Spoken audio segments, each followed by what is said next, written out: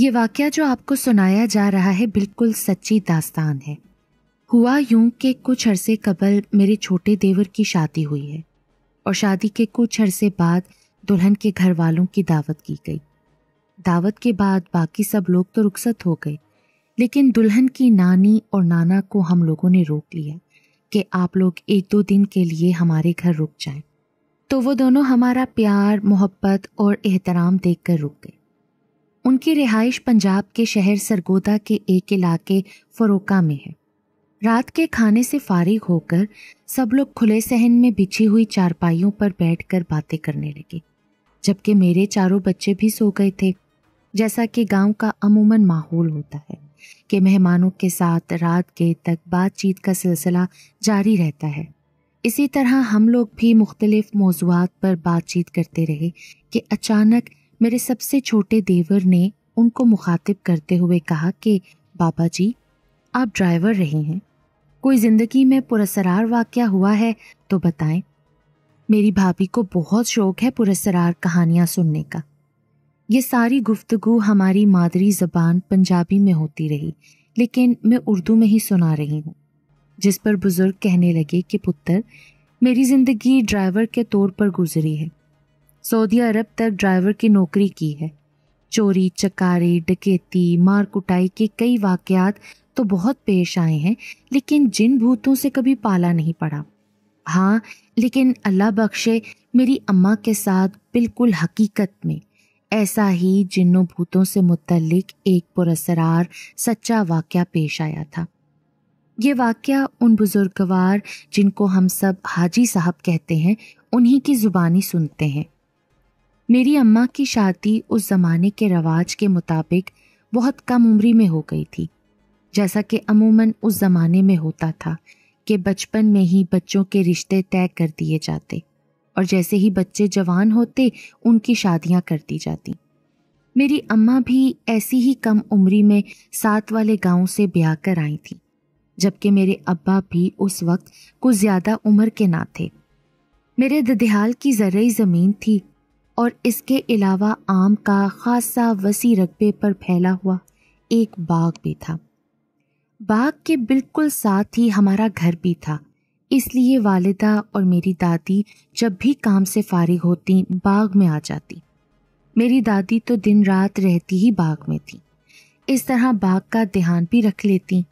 میرے چچا، دادا اور ابا زمینوں کی دیکھ بھال کے علاوہ مویشیوں کا بھی کام کرتے تھے۔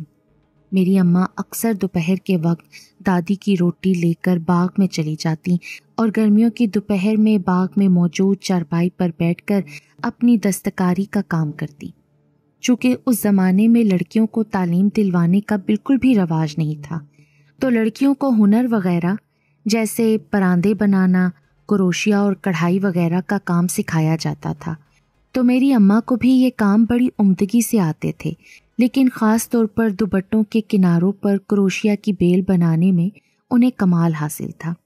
اکثر رشتہ دار خواتین اور آس پڑوس کی لڑکیاں انہی سے ان کے کام کی مہارت کی وجہ سے دوپٹوں کے کناروں پر کروشیے کا کام کرواتی۔ یوں اماں فارغ وقت میں باغ کی ٹھنڈی چھاؤں میں بیٹھ کر یہ کام کرتی تھی۔ ان کے باغ کے ساتھ والا باغ بھی آم ہی کا تھا۔ اس باغ کے مالک وزیر علی ارائیں تھے۔ ان کی 3 بیٹیاں اور 2 بیٹے تھے۔ باقی سب بچے تو ٹھیک تھے، لیکن ان کا سب سے چھوٹا بیٹا اللہ رکھا، جسے سب رکھا کہتے تھے، اس کی عمر 13 سال تھی۔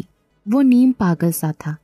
لوگ کہتے تھے کہ وہ پیدائشی طور پر ٹھیک ٹھاک تھا، لیکن 5-6 سال کی عمر میں دوپہر میں وہ اپنے باغ میں کھیل رہا تھا کہ اس کے ساتھ کئی انجان بچے کھیل میں شامل ہو گئے، اور پھر روز وہی 4 بچے روز دوپہر کے وقت کھیلنے کے لیے آنے لگے۔ شروع میں تو کسی نے خاص توجہ نہ کی، پھر لوگوں نے محسوس کیا کہ یہ جن بچوں کے ساتھ کھیل رہا ہوتا ہے اور زور زور سے ان سے باتیں بھی کر رہا ہوتا ہے، وہ کسی کو نظر نہیں آتے۔ تو گاؤں بھر میں یہ بات پھر پھیل گئی کہ رکھا جنات کے بچوں کے ساتھ کھیل رہا ہوتا ہے۔ اس کے والدین کو بہت پریشانی ہوئی، تو مولوی صاحب کو سارا ماجرا بیان کیا۔ انہوں نے حساب کر کے بتایا کہ پریشانی کی بات نہیں ہے، یہ مسلمان جنات کے بچے ہیں جو تمہارے بچے کے دوست بن گئے ہیں۔ یہ کبھی تمہیں یا تمہارے بچے کو کوئی نقصان نہیں پہنچائیں گے اگر ان کو بلا وجہ تنگ نہ کیا جائے، اور پھر آنے والے وقت میں انہیں جنات کی دوستی سے کوئی نقصان نہیں پہنچا بلکہ فائدہ ہی پہنچا۔ پہلے ان کی فصلیں اور باغ کی پیداوار اتنی خاص نہیں ہوتی تھی، لیکن جنات کے بچوں سے ان کے بچے کی دوستی کے بعد ان کے دن پھر گئے۔ باغات اور زرعی زمین کی پیداوار 4 گنا بڑھ گئی۔ رکھا کا بڑا بھائی اور باپ زمینوں پر کام کرتے اور رکھا سارا دن اس باغ میں رہتا۔ کسی کی ہمت نہیں تھی کہ اس باغ سے کوئی پھل چرا لے۔ اگر کوئی ایسا کرنے کی کوشش کرتا تو رکھا کے جنات دوست اس کو ایسا ڈراتے کہ کبھی وہ یہاں آنے کی ہمت ہی نہ کرتا۔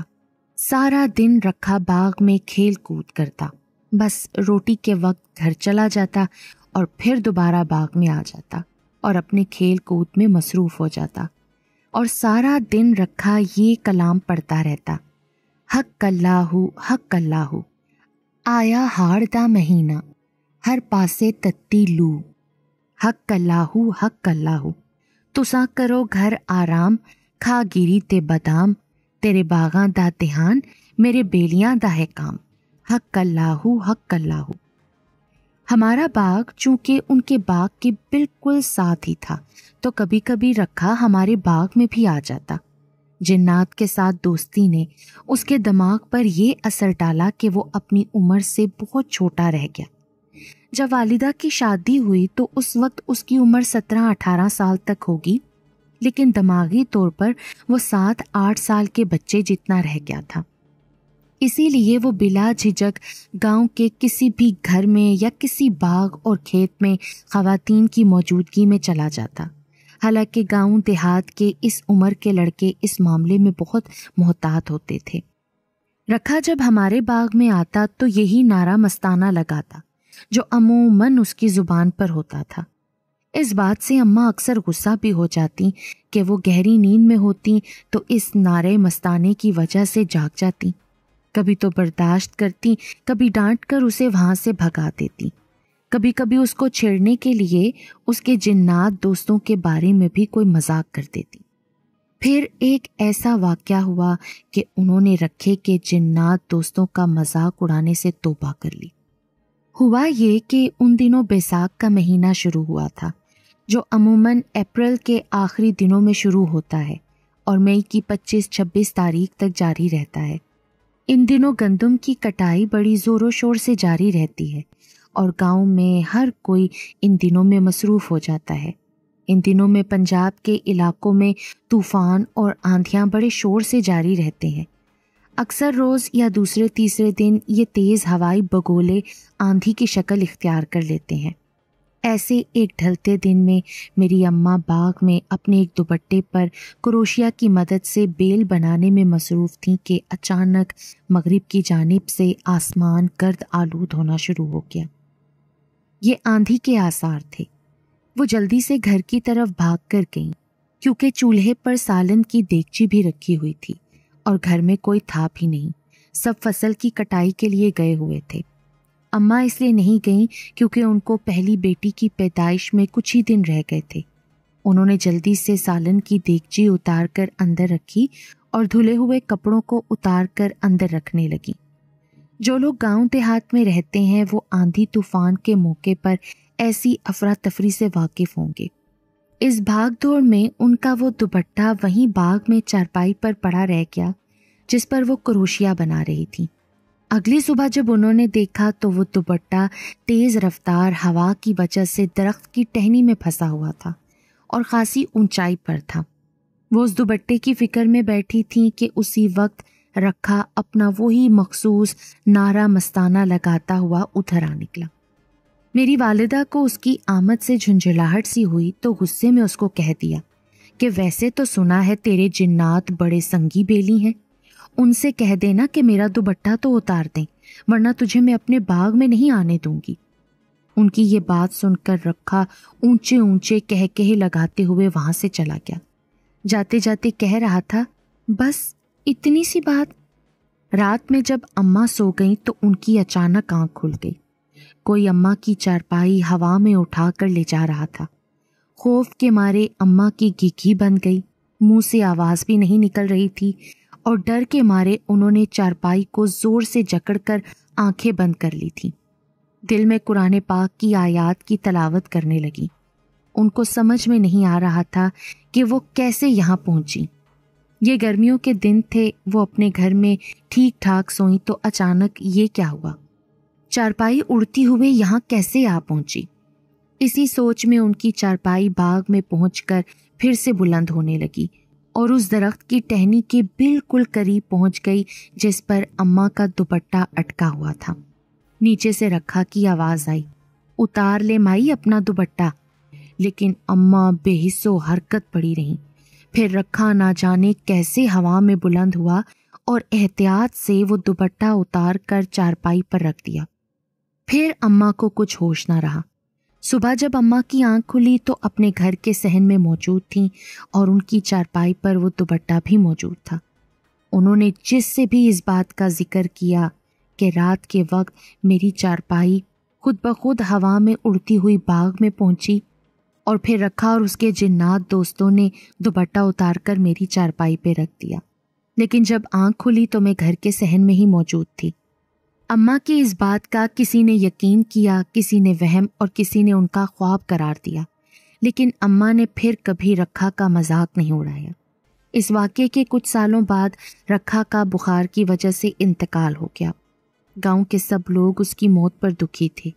جب اس کو قبر میں اتارا جانے لگا تو بڑی تیز آندھی آئی اور اس سنسناتی ہوئی ہواؤں میں چاروں طرف سے حق اللہ کی صدائیں گونجتی ہوئی محسوس ہوئیں۔ سب لوگ گھبرانے لگے تو مولوی صاحب نے کہا کہ آپ لوگ اپنا کام جاری رکھیں، یہ اس کے جنات دوست اور ان کی برادری والے ہیں جو یقیناً اپنے دوست کے جنازے میں شرکت کرنے کے لیے آئے ہیں۔ اس واقعے کو کئی صدیاں بیت گئیں، اماں بھی برسوں پہلے اس دنیا سے سدھار گئیں۔ اللہ تعالیٰ ان کی اور ہر مسلمان کی مغفرت فرمائے۔ رکھا بھی اس دنیا میں نہیں رہا، لیکن اس کا باغ اب بھی وہیں موجود ہے جو اس کے بھائی کے پوتے سنبھالتے ہیں۔